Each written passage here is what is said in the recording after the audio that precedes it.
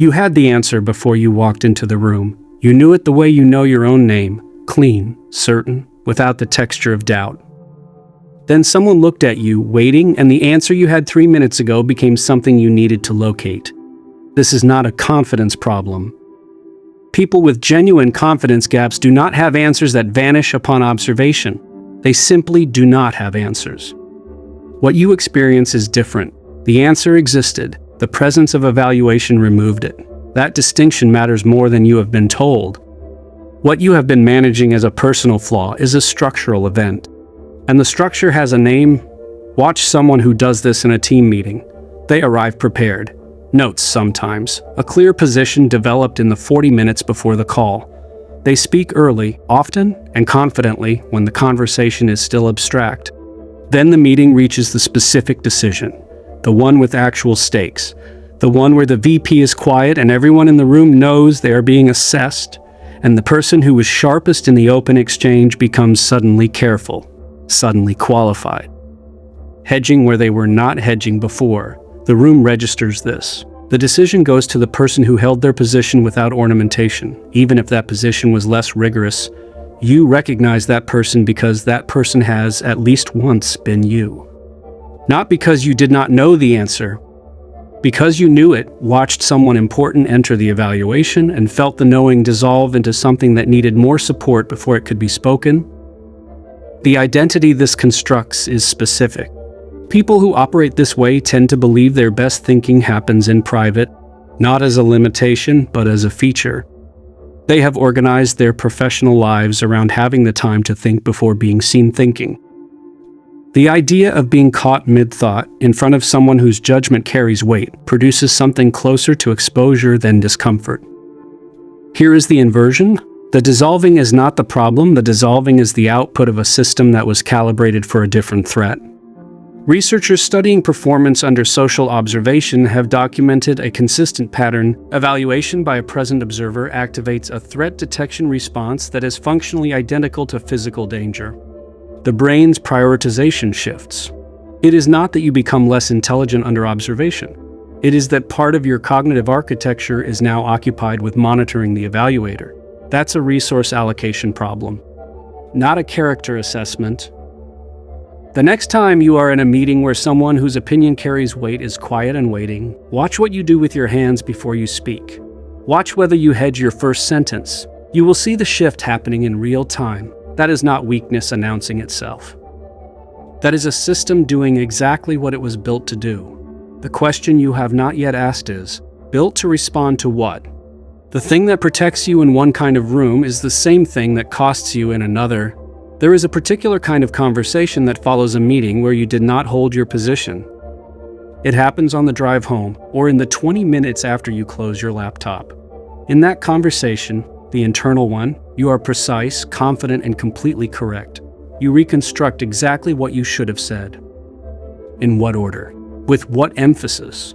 The version of you that exists in the car on the way home would have been the most capable person in that room. This is not self-compassion. This is not processing. This is a behavioral pattern with a mechanical function that most people who experience it have not yet named. When you have the answer after the evaluative pressure has lifted, you are confirming to yourself that the answer was always there. This is accurate. It was. The retrospective clarity serves a specific purpose. It preserves the self-concept of the person who knows. It allows you to categorize what happened not as a cognitive failure, but as a situational one. The situation interfered with the knowing. The knowing itself remained intact. Here is what that reasoning does not examine. The gap between knowing and being able to demonstrate knowing under observation is not a situational accident. It is the defining professional liability for anyone whose work requires them to influence other people in real time. The person who knows everything and can only prove it in private is, in every room that matters, indistinguishable from someone who does not know it at all. You may have read that last sentence and felt the instinct to identify a specific person in your life who operates this way. Someone whose intelligence is real but whose performance under pressure is unreliable. A colleague, a peer. Someone you have assessed quietly as having a gap between their private competence and their public delivery. You are correct about them. The mechanism you just used to identify their pattern is the same mechanism that has been identifying your own pattern, and then filing it under the category of situational interference rather than structural behavior. The diagnostic impulse that allows you to see this clearly in other people is the same intelligence that has been successfully protecting you from seeing it in yourself. That is not an accusation. That is the operation, described accurately. 3 people from the same organization, different departments, were observed across a 6-month period in their recurring team meetings. All 3 were assessed by their managers as high performers in written work and one-on-one contexts. In group settings with senior leadership present, all 3 showed the same behavioral signature. They spoke with decreasing specificity as the meeting moved toward consequential decisions. They used more qualifying language. They referenced other people's positions before stating their own. After the meetings, all 3 sent follow-up messages that were more precise, more confident, and more directive than anything they had said aloud. Their managers, across 3 separate conversations, used variations of the same phrase to describe them. Hard to read in the room. Hard to read in the room. Note what that means. It does not mean they were perceived as uncertain. It does not mean they were perceived as incompetent. It means the people responsible for their advancement could not calibrate them, could not determine what they were actually thinking during the moments it mattered. When a decision maker cannot calibrate you, they default to someone they can. This is not unfair, it is mechanical. Rooms make decisions about people based on available signal. When you reduce your signal under observation, you do not become invisible, you become ambiguous. Ambiguity, in rooms where resources and positions are being allocated, is resolved against you, not out of bias, but out of efficiency. There is one more mechanism operating underneath the others, and it is the one you are least likely to recognize as a liability because it feels exactly like rigor. Before you speak in a high-stakes context, you want to be certain. Not approximately right, precise.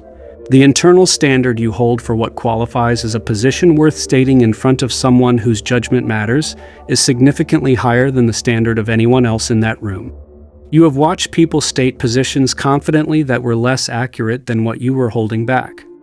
And you have watched those positions gain traction, not because they were better, but because they were stated with a certainty you were not yet ready to perform. This behavior looks, from the inside, like intellectual responsibility. It is the behavior of someone who does not want to be wrong in front of the wrong person. That is a reasonable thing to not want. The problem is that the threshold you have set for certainty before speaking is not a neutral epistemic standard. It is a wound-calibrated standard. It was set at a height that made sense at some earlier moment in your history, a moment when being wrong in front of a particular person had a cost significant enough that your system decided never to be caught like that again. The same pattern appears across anyone who has experienced a specific kind of exposure early in a professional context, being corrected publicly, being dismissed before, finishing a thought, being right and being overridden anyway. The response is the elevation of the internal certainty threshold before speaking. That threshold is set, and then it is forgotten. What remains is the behavior, a delay before statement, a qualification before position, a tendency to let others speak first in rooms where the cost of speaking first feels like the cost of being wrong. The meeting you have tomorrow, or the day after, the one where someone in the room carries organizational weight and the topic is not yet resolved. Watch for the moment you feel almost ready to speak. Not fully almost. That moment of almost is the threshold operating. The question is not whether what you are about to say is ready. The question is whether the threshold you are applying was set by your current judgment or by something older. The quality of your thinking does not degrade under social pressure. The accessibility of your thinking does. These are not the same event. They have not been treated as the same event.